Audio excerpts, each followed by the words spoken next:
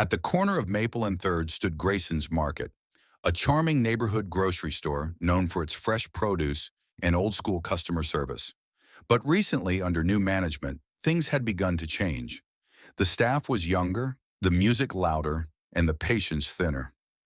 On a quiet Wednesday afternoon, the automatic doors slid open and 82-year-old Harold Grayson shuffled in, a canvas tote swinging from his shoulder and a neatly folded stack of coupons in his wrinkled hand.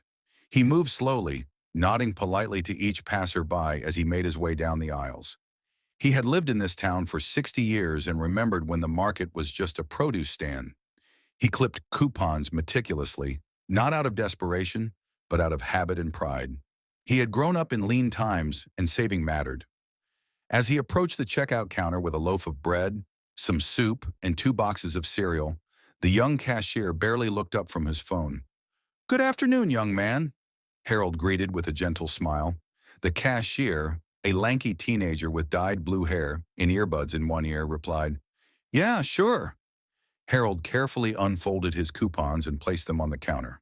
The cashier scanned the items, then snorted as he picked up the coupons. "You seriously still use these?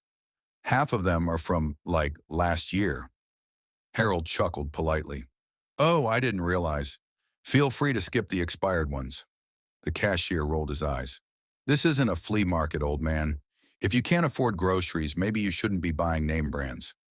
Harold's face fell slightly, but he didn't respond. He simply reached for his wallet, visibly flustered. "Forget it," the cashier muttered. "I'll just scan what works and throw the rest out. It's not like this place is a charity."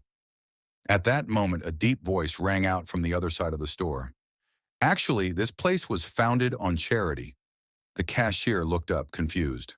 A tall man in his late 30s strode over, wearing a pressed button-down shirt embroidered with the name Leo Grayson, owner.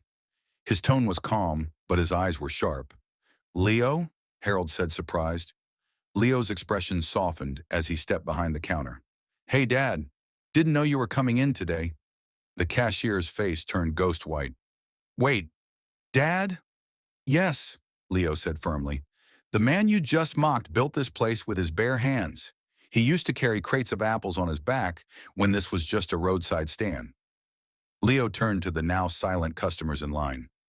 "My father gave this community jobs, credit, and dignity, long before coupon codes and self-checkouts." The cashier opened his mouth, but Leo held up a hand. "No excuses. You don't talk down to people, especially not here. Take your break. I'll handle this register." The young man slinked away, red-faced. Leo turned to his father. "You all right, Dad?" Harold smiled, still a bit shaken. "Didn't expect to be called old man today." "You'll always be Mr. Grayson to me," Leo said warmly. He finished the transaction, applying every valid coupon and tossing in a few extra items for free. As Harold walked out, several customers clapped quietly, nodding in respect. One young woman whispered, "He's the reason my mom had groceries during the strike." Leo stood tall behind the register. "Let that be a reminder. At Grayson's Market, every customer matters, especially the ones who paved the way for the rest of us." The incident sparked a quiet revolution. Leo reintroduced Legacy Thursdays, offering discounts for seniors and personalized service. He hosted story-sharing events where longtime customers could talk about the store's early days. And the cashier? He apologized publicly to Mr. Grayson and enrolled in a local history course to learn not just about the store, but about the people who built it. Weeks later, a new sign hung above the checkout counter. "Respect built this market, and it still runs on it."